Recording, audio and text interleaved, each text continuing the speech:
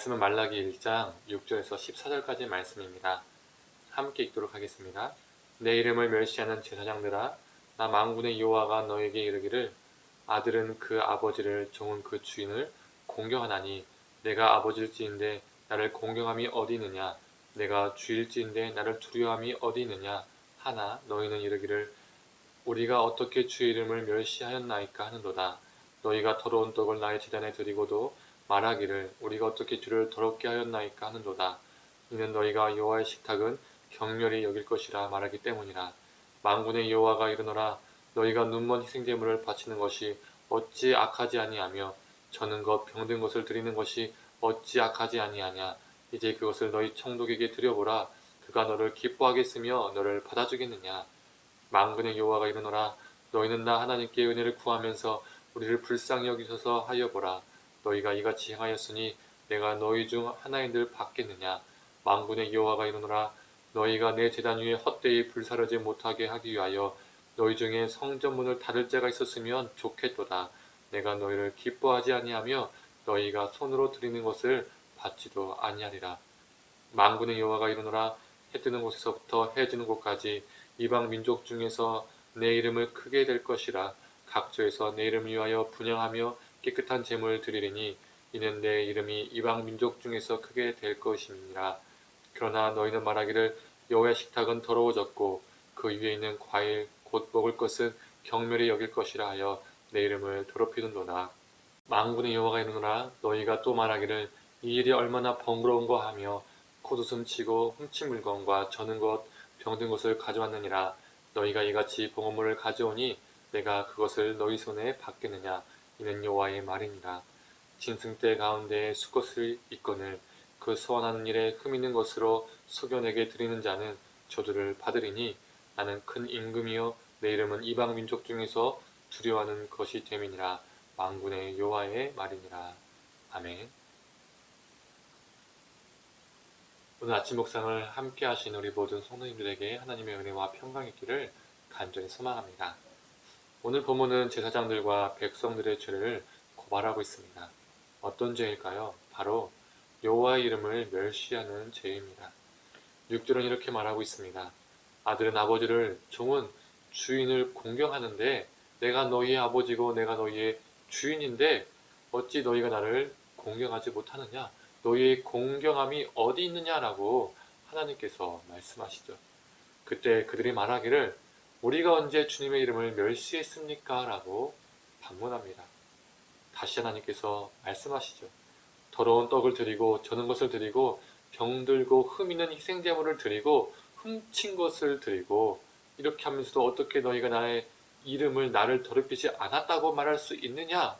이것을 너희를 다스리는 총독인 사람한테도 줘봐라. 그가 좋아하겠느냐? 사람인 그가 그것을 받고도 좋아하고 기뻐하겠느냐라는 것이죠. 그것을 받아주겠냐라는 것이죠. 하물며 어떻게 내가 그것들을 받아주겠냐라고 하나님께서 말씀하셨습니다.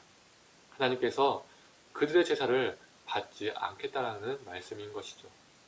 이스라엘은 수없이 제사를 드리고 수많은 제사물을 바치면 하나님이 좋아하실 거라고 그들은 믿었었습니다. 그러니 하나님을 향하여 언제 우리가 주님을 멸시했습니까? 라고 당당하게 반문한 것입니다. 그들의 생각에서는 지금까지 너무나 열심히 제사를 너무나 많은 제물을 드렸기 때문에 우리가 언제 하나님을 멸시했습니까? 라고 말한 것이죠.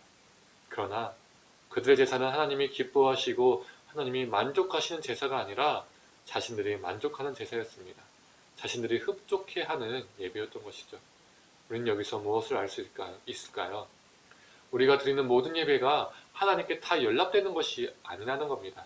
예배를 수없이 드린다고 하나님께서 기뻐하시는 것도 아니며 예배를 화려하게 드린다고 하나님께서 좋아하시는 것도 아니며 헌금을 많이 드린다고 해서 하나님이 흡족해 하시는 것도 아니라는 것이죠. 또한 우리 하나님은 그런 사람에게 더 많은 복을 주시는 분도 아니라는 겁니다. 사람들은 착각합니다. 화려한 음악 사운드가 울려 퍼져서 내 감정이 복받쳐 오르고 나름 들을 만한 나름 감동적인 나름 카리스마 있는 나름 임팩트가 있는 설교를 듣고 그 설교를 향해 아멘 아멘 외치면 내가 무엇인가 뜨거워지면 나는 예배를 잘 드렸다, 그리고 하나님께서 받으셨다라고 착각을 합니다. 그러나 우리는 기억해야 합니다. 하나님은 제물보다, 그 제사 자체보다 그 제사를 드리는 헌제자의 삶을 보신다는 것을 말이죠. 예배는 누가 드리는가, 어떤 사람이 드리는가가 중요합니다. 여기서 어떤 사람은 목사, 장로, 권사, 어떤 특정한 사람을 말하는 게 아닙니다. 목사가 드리면 하나님께서 더 받으시고, 평신도가 드리면 하나님께서 덜 받고, 이런 말이 아닙니다. 여기서 누가는 삶으로 살아가는 사람을 말하는 것입니다. 창세기 3장에서도 우리가 잘 알고 있는 제사 이야기가 나오지요. 바로 가인과 아벨의 제사입니다. 가인의 제사는 받지 않으시고 아벨의 제사는 받으셨습니다. 하나님은 가인의 제사나 그 제물이 볼품이 없으셔서 안 받으신 것이고, 아벨의 제사가 너무나 좋아서 훌륭해서 그 제물이 너무 으뜸이어서 받으신 게 아니라는 겁니다. 또 제사만 받고 안 받고의 문제가 아니었던 것이죠. 성경에서 보면 가인과 가인의 제물을 받지 않으시고 아벨과 아벨의 그 제사를 받지 않으셨다라고 말하고 있습니다. 즉 이게 무엇입니까? 하나님은 헌제자와 그 헌제자가 드리는 제사를 동일시 여긴다는 겁니다. 따로따로 보지 않는다는 거죠. 즉 우리 하나님은 우리가 드리는 예배와 우리의 존재, 우리의 삶을 따로 국밥으로 보지 않으시고 동일시 일치시키신다는 겁니다. 그래서 헌제자, 예배자의 삶이 엉망이면 그 예배가 아무리 화려할지라도, 아무리 수없이 예배를 드린다 할지라도, 아무리 거액의 헌금을 낸다 할지라도 하나님은 받지 않으시고, 그 모든 예배 행위를 하나님은 자신을 멸시하는 행위로, 하나님의 이름을 더럽히는 행위로 간주하신다는 거죠. 그래서 13절에 훔친 것을 받지 않겠다고 하나님은 말씀하신 것입니다. 그게 아무리 좋은 것이라도 불의한 삶으로 얻어서 내는 것, 속여서 내는 것, 훔쳐서 내는 것, 내가 받지 않겠다라는 것이죠. 심지어 하나님은 10절에 이런 말씀까지 하십니다. 만군의 여호와가 이르노라, 너희가 내 제단 위에 헛되이 불사르지 못하게 하기 위해 너희 중에 성전문을 닫을 자가 있었으면 좋겠다. 내가 너희를 기뻐하지 아니하며 너희가 손으로 드리는 것을 받지도 아니하리라. 너희들이 그렇게 열심히 드리는 제사, 열광적으로 드리는 그 제사 더 이상 못 드리게 누군가가 성전문을 닫았으면 좋겠구나. 그게 내가 원하는 것이다. 너희들의 제사를 원하는 것이 아니라 그 성전문을 닫는 것이 내가 원하는 것이다 라고 하나님은 말씀하고 계십니다. 제사 드리는 자가 하나님을 기쁘시게 하는 자가 아니라 오히려 성전문을 닫을 자가 하나님을 기쁘시게 하는 자가 되어버린 겁니다. 하나님이 찾아주시는 자가 되어버린 것이죠. 성전문을 닫아서 제사를 못 드리게 만들 자, 그런 자를 하나님이 오히려 찾고 계신 겁니다. 그렇다면 우리 예배는 어떻습니까? 찬양이 좋아서 좋습니까? 말씀이 감동적이어서 좋습니까? 예배 환경과 분위기가 좋아서 좋습니까? 내가 교회라는 건물 안에서 예배 드리고 있다는 것이 나에게 위안과 안위를 주고 있습니까? 혹시 일주일이라는 삶은 하나님과 동떨어져서 엉망으로 살다가 교회에 나와서 예배 드리면 뭔가 식김을 받고 죄사함을 받는 것 같고 하나님한테 안 날 것 같고 나쁜 일이 안 생길 것 같은 마음으로 예배를 드리지는 않습니까? 생각보다 정말 이런 분들이 많이 있습니다. 그래서 그걸 어긴 날에는 마음이 어떻습니까? 찝찝하지요. 그래서 일요일이라는 예배 시간에 더 열정적으로 예배를 드리고 있는지도 모릅니다. 한 주간의 삶을 엉망으로 살고 그 한 시간의 예배로 그 삶을 퉁치기 위해서죠.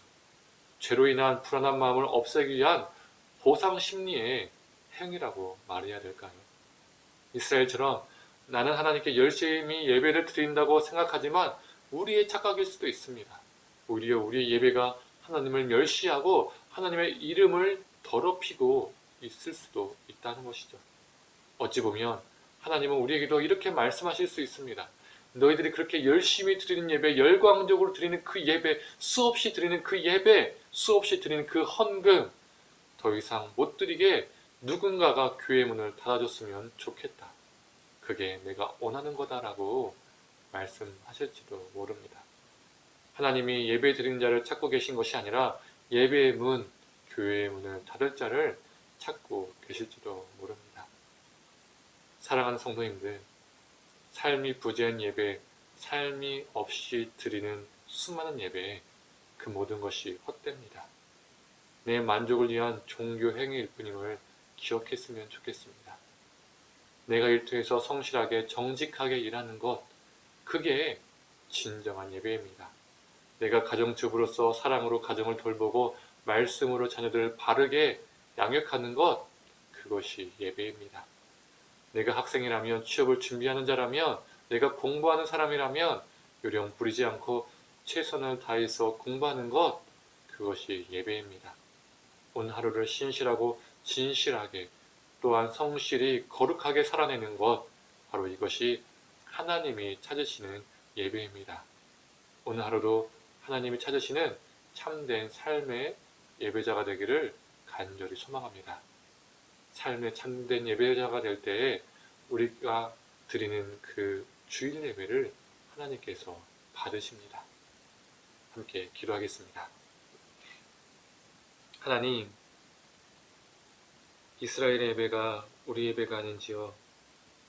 수없이 수많은 제사를 드렸지만 하나님께서 버거워하시고 하나님께서 가증 여기시고 오히려 그들의 예배 행위가 하나님의 이름을 모독하고 하나님을 경멸히 여겼음을 보게 됩니다. 하나님, 또 그러한 그들을 보고 성전 문을 닫을 자가 있었으면 좋겠다라고 찾으시는 하나님의 모습을 보게 됩니다. 하나님, 우리가 수없이 수많은 예배를 드리고 또 수없이 헌금을 드리지만 우리 예배가 혹여 우리 만족을 위한 예배가 아닌지요. 또는 일상의 삶이 없는 그 예배를 드리고 일주일에 한 번 예배를 드림으로써 우리가 죄 씻음 받고자 하고 또 우리 그 불안한 마음을 보상하기 위한 보상 심리에 정말 종교적인 행위의 모습은 아닌지요. 우리를 불쌍히 여겨 주시옵소서. 헌제자와 제사를 동일시 여기시고 예배자와 그 예배를 드리는 그 예배를 동일시 여기신 하나님을 바라보면서 우리가 일상의 삶 속에서 정말 고군분투하며 거룩하게 진실하게 신실하게 정직하게 살아내므로 그 삶을 하나님께 예배로 드리게 하시고 또한 그렇게 살아가서 우리가 드리는 공예배를 하나님께서 기쁘게 받으시는 그 역사를 그 은혜를 경험할 수 있는 우리가 되게 하여 주시옵소서. 오늘 하루도 하나님을 향한 삶의 참된 예배자로 살게 하여 주시옵소서. 모든 걸 감사드리며 사랑에 많으신 예수님의 이름으로 기도드립니다. 아멘.